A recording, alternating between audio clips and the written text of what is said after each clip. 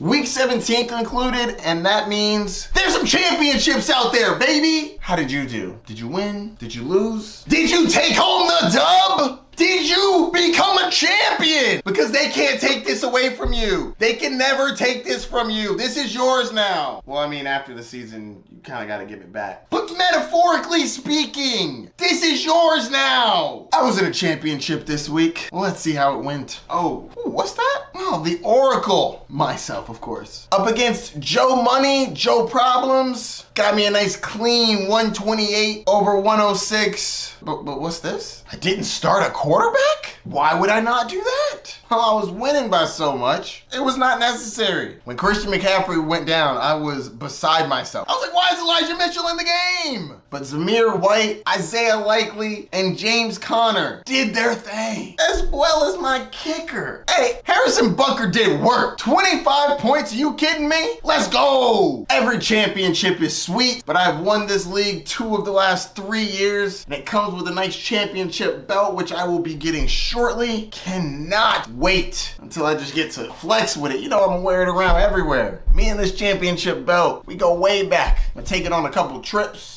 I take the belt on vacation. People come up to me and want to take pictures like, oh man, look at this champion. And I'm like, you know how I do. So let me know, did you win your championship? If so, by how much? Are you gonna get any trophies or belts or rings? How will you be celebrating your championship? Nice steak dinner? Let me know down in the comments. It's time for the Week 17 recap, where we go over the highs and lows, players that won you a championship and cost you one. Let's get started. I went 9-7 in my picks last week, bringing me to 136 and 120, almost 95 percentile on ESPN. You know you see that Fuego logo right there. Let's go. But needless to say, I only went 9-7, so it's not really anything to brag home about. But anything above 500, you're doing all right, kid. But let's talk about these games. You know we gotta start off with my Bucks. So unfortunately, I got this one right. The New Orleans Saints, 3.5 points was too many points. Like I was hoping that we won, but I didn't think we'd win by more than a field goal, and turns out we weren't even gonna win. The Bucks didn't score a single point until the 4th quarter. Yes, Baker put up 2 touchdowns and tried to rally us back, but man, in a game where it's a win and get in, I would have preferred some points in the first half. Wait until the 4th was ridiculous. The Buccaneers still have a shot to make the playoffs. Just got to beat Carolina this week, but this was a bad showing. Saints aren't out on this one either. They still got a chance to make the playoffs. We'll get into that later though. The next game I want to talk about, the Baltimore Ravens host the Miami Dolphins. Yo, I knew the Ravens were going to win, but I didn't know they were going to do them like that. Dang. I mean,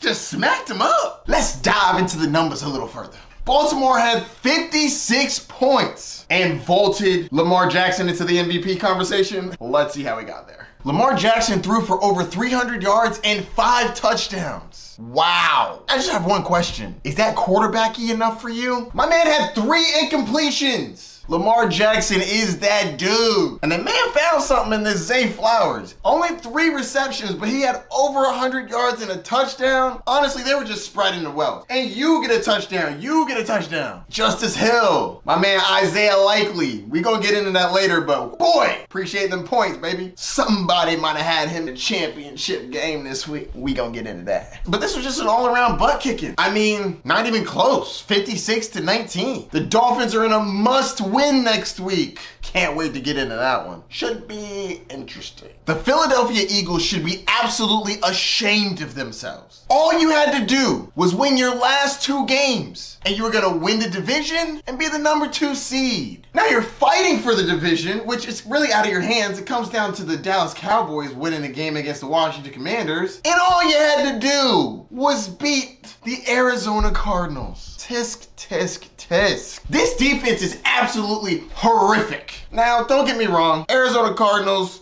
have gotten better throughout the year. Kyler Murray being back, James Conner coming through doing work. I know that your secondary is trash, but I thought your run defense was supposed to be good. You allowed 221 yards on the ground? Bruh, what are you doing here? This isn't even the playoffs. James Conner has had a nice little resurgence, but he ain't no Christian McCaffrey? What are we doing here? All I gotta say is y'all better get y'all stuff together. Cause allowing over 450 yards to a team like the Cardinals is embarrassing. Y'all been on a downward spiral for a minute now. Y'all better get it right. Or it's gonna be 1, 2, 3 Cancun earlier than you were expected. Tighten up. I still think y'all can do a little something, but you're making me nervous. Did the refs blow the call at the end of the Lions-Cowboys game? Absolutely. Was it the sole reason they lost that game? No, it wasn't. But in regards to that specific play, CBS Sports did a really good job showing the line of sight and who was walking up to the referee. So the Detroit Lions confused everybody, not just the Dallas Cowboys, but also the officials, because they have not 1, not 2, but 3 offensive linemen were walking up to him. And because 70 had previously reported, the ref messed up and thought, hey, it must be 70 reported. Clearly he was wrong. Let's look at the tape. Now look, the guy's walking up, skipper number 70, 68's like, hey, it's me. Clear miscommunication. If they have to do this again in the future, I'm sure they'll be more clear. I was surprised that they went for the 2-point conversion 2 more times after that. Interesting play calling, but can't really blame you. You really wanted to just win and get out of there. I'm kind of surprised, mainly because I felt like both teams were pretty evenly matched. I think that it could have gone either way in overtime, but you know, who am I to tell you you can't go for it?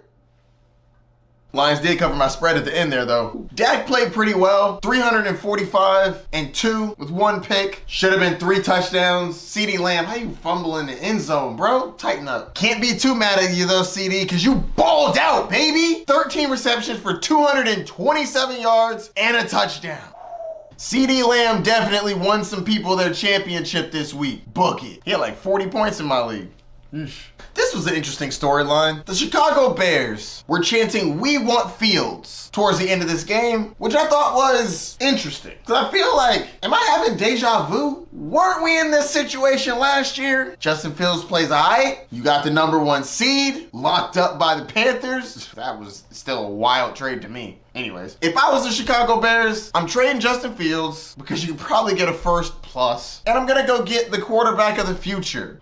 Why, do you ask? Because contracts exist. The GM needs to decide right now if they want to pay Justin Fields. He does have 1 more year on his contract, but if they keep him after next year, you really got to pay him. Or trade Justin Fields, get a first and a piece, and draft the quarterback of the future. You reset the quarterback. He's going to be on a rookie deal for the next 4 years with an option. The Bears fans chanting, "We want Fields," after beating a team that's under 500 in the Atlanta Falcons like they beat a good team. Like, what are we doing here? It wasn't that impressive, guys. Atlanta sucks. Not their talent, their coaching. They don't know how to use their good players. Arthur Smith sucks. Anyways, my buddy bet me $100 that Justin Fields will be the quarterback for the Chicago Bears next year. I think my money's safe. What do you think? Jordan Love took care of business on the road against a divisional rival in the Minnesota Vikings. Yes, the Vikings were playing a rookie quarterback, but you still gotta win these. Good win, kid. 33-10. Is it possible that the Green Bay Packers actually found their next quarterback? Going from Brett Favre to Aaron Rodgers, and if Jordan Love turns out to be a dude, man, these Green Bay Packers fans are spoiled. Let's do a quick recap of last week's games. The Browns take down the Jets. Man, Joe Flacco is that dude. I didn't think that he was gonna do great for fantasy this week, but I was totally wrong. Huge miss on my part. Already went over the Cowboys taking down the Lions in this one. A very controversial call. The Chicago Bears cheering for Justin Fields, saying "we want Fields" after he beat the terrible Atlanta Falcons. Reminds me of a 3-year-old saying where they want to go for Christmas. That's cute, Jimmy. We're gonna do what's best for the family. Sorry. Maybe next time. Colts take care of business against the Raiders. This game ended closer than it was for the most part. Tyrod Taylor made this interesting with the New York Giants. They had a chance to take down the Rams. Tough loss. But now the Rams can sit some of their players. Sweet. Except for Puka. He's got to break that record. I think it's receptions and yards? That kid was crazy this year. Texans took care of business. Good job, Texans. 26-3. Dang. The Bills continue to not cover spreads. Good job, Patriots, keeping it close. Already talked about the Arizona Cardinals doing work, not only covering the spread, but also getting dubbed. Falcons, y'all should be ashamed of yourselves. The New Orleans Saints spoiled the Bucs' ability to guarantee the playoffs. They're still fighting for a playoff spot themselves. Disappointing loss for the Bucs. The 49ers do their thing against the Washington Commanders. Christian McCaffrey did get banged up in this one. Very unfortunate. Rest up, kid. They're gonna need you for the playoffs. The Jaguars beat the Panthers so bad, they had the owner throwing a temper tantrum. Let's check it out.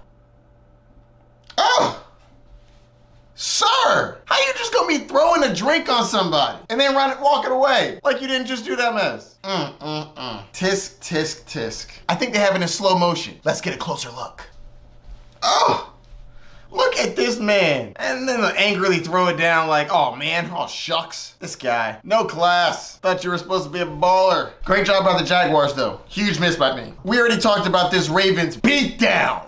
Moving on. This was a miss on my part. Mike Tomlin doing Mike Tomlin things, winning games on the road with backup quarterbacks. Good job, Tomlin. He's still in the playoff mix. This could get interesting, yo. Chargers lose to the Broncos. Only one touchdown scored in this game. This was a field goal fest. I mean, just ugly. Chiefs got a dub by 8. A vast majority of that was due to Harrison Butker kicking like 6 field goals. A dub is a dub. That defense is good. Offense is still figuring out his way. I see you there, Rasheed Rice. If there's a bright spot from this Kansas City Chiefs offense, it's that they got a wide receiver. His name is Rasheed Rice, and he's coming to play, baby. 5 receptions for 127 yards. Let go. Am I biased because he's in my dynasty team? Absolutely. But I love that Patrick Mahomes has at least one wide receiver he can throw to, because the rest, scrub. I don't want no scrubs. The scrubs is... Anyway, let me stop before I start having to pay for that. And I went over Jordan Love doing his thing against the Vikings. Impressive, kid. Oh, but that over-under was close, though. 43-44, let's go. Week 17 changed the outlook of the playoffs. Decent amount. Click here if you want me to talk about who's in, who's out, who's on the bubble, and what needs to happen for your team to make it to the big dance. So don't forget to like, subscribe, hit that notification bell down below. I will see you soon. Hope you won that chip, because I did. Peace.